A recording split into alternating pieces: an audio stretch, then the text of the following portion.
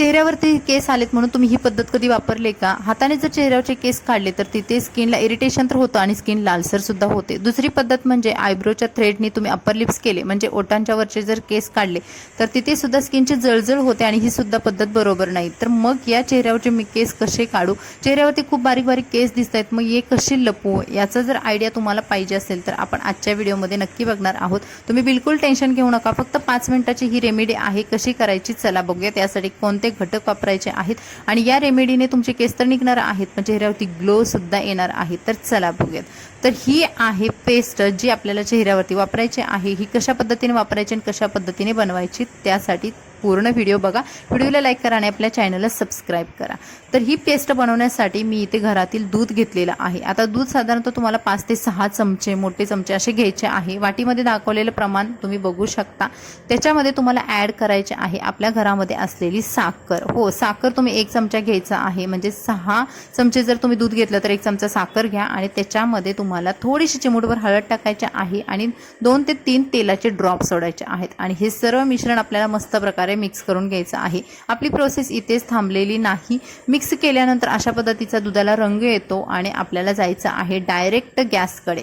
Gas on करून घ्यायचा आहे. आपल्याला मीडियमपेक्षा थोडंसं कमी फ्लेम ठेवायची आहे गॅसची आणि त्याच्यावरती तुम्हाला एक छोटंसं भांडं घ्यायचं आहे जे फक्त क्लीन असावं आणि त्याच्यामध्ये आपण हे बनवलेलं मिश्रण आहे ना ते मस्त प्रकारे ॲड करायचे आहे. आता दुधामध्ये साखर पूर्ण विरघळली नसेल तर साखर परत आपल्याला चमच्याने त्याच्यामध्ये ॲड करायचे आहे. आपल्याला त्यामध्ये एक्स्ट्रा साखर घालायची नाही. जी वाटीमध्ये उरलेली होती तीच साखर त्याच्यामध्ये मी ॲड केली आणि मस्त प्रकारे 2-3 मिनिट गॅसवरती हे उकळवायला ठेवलेलं आहे. आता हे मिश्रण छान प्रकारे 3 मिनिटानंतर अशा पद्धतीची ह्याची कन्सिस्टन्सी असलेली एक पेस्ट बनते. आता याच्यामध्ये साखर पूर्ण मेल्ट झालेली आहे आणि दूधसुद्धा आपलं घट्ट झालेलं आहे आणि हळदसुद्धा त्याच्यामध्ये पूर्ण मिक्स झालेली आहे. आता हे मिश्रण आहे ते वाटीमध्ये परत आपल्याला काढून घ्यायचं आणि 1-2 मिनिटांसाठी थंड व्हायला ठेवायचं. फॅन खाली ठेवलं तरी चालेल, ते छान प्रकारे थंड होतं आणि असं घट्टसर मिश्रण तयार झालेलं आहे.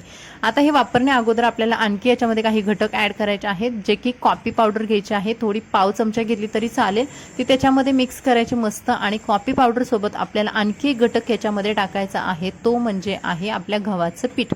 गव्हाचं पीठ अर्धा चमच्यापेक्षा कमी म्हणजे पाव चमचा एवढं टाकलं तरी चालेल आणि ते सुद्धा त्याच्यामध्ये मिक्स करून घ्यायचं आहे आणि अशा पद्धतीची ही आपली पेस्ट रेडी झालेली आहे. आता ही पेस्ट आपल्याला चेहऱ्यावरती लावून घ्यायची, पूर्ण चेहऱ्यावरती मस्त प्रकारे लावून घ्यायची. आता आपल्याला नाकावरती किंवा नाकाच्या बाजूला डोळ्यांच्या खाली वगैरे केस नसतात, पण फेशियल हेअर हे जास्त कानाच्या बाजूला किंवा ओठांच्या वरती अपर लिप्स म्हणून तिथे असतात जास्त. त्यामुळे आपल्याला ही पेस्ट पूर्ण चेहऱ्यावरती लावून घ्यायची आहे आणि अपर लिप्स आणि कानाच्या बाजूला थोडंसं त्याचा थिकनेस आहे तो जास्त ठेवायचा आहे.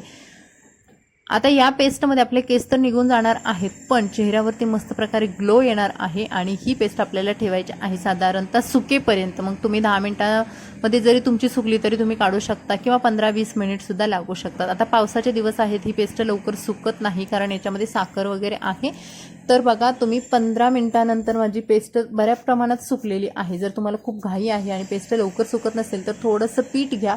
पीठ असं तुम्ही हातावरती घ्या जे की गव्हाचं पीठ असणार आहे आणि आपण जी चेहऱ्याला लावलेली पेस्ट आहे त्याच्यावरती थोड्या प्रमाणात आपल्याला हे पीठ परत लावायचं आहे. कारण ना ही जर पेस्ट लवकर सुकली नाही आणि लवकर निघाली नाही ना तर ते आपले फेशियल हेअर आहेत तर ते निघत नाही. त्यामुळे आपल्याला अशा पद्धतीने हे पीठ थोडं परत लावून घेतलं आपण जशी पावडर लावतो त्या पद्धतीने आणि वरच्या दिशेने अपवर्ड डायरेक्शनने आपल्याला ही लावलेली जी पेस्ट आहे तर ती काढून घ्यायची आहे. तर याचे छोटे छोटे गोळे बनतात आणि त्या गोळ्यांसोबत ना आपले फेशियल हेअर आहेत ना तर ते निघून येतात.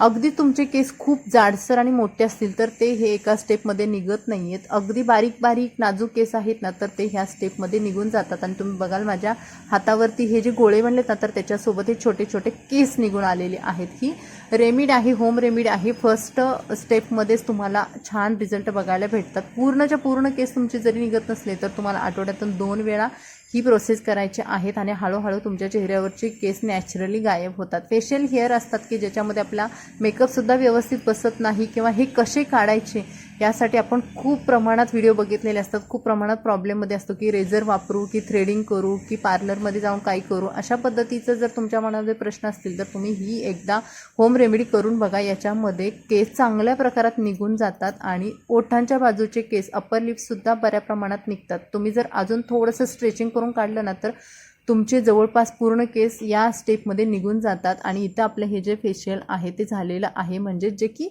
स्किनवरचे केस आहेत ते आपण काढलेली आहेत. चेहरा मी छान प्रकारे वॉश केला. जर तुम्हाला काढताना ही पेस्ट जर खूप त्रास होत असेल तर थोडा पाण्याचा हात घ्या आणि मग त्याच्यावरती चोळून तुम्ही ही पेस्ट आहे ती काढू शकता. त्यानंतर वॉश केल्यानंतर बऱ्या प्रमाणात आपल्याला चांगले रिझल्ट मिळतात. तर हा होता आजचा व्हिडिओला लाईक करा, आपल्या चॅनलला सबस्क्राईब करा आणि कमेंट्समध्ये सांगायला विसरू नका तुम्हाला कसे रिझल्ट आले. भेटून नवीन व्हिडिओमध्ये. Bye bye.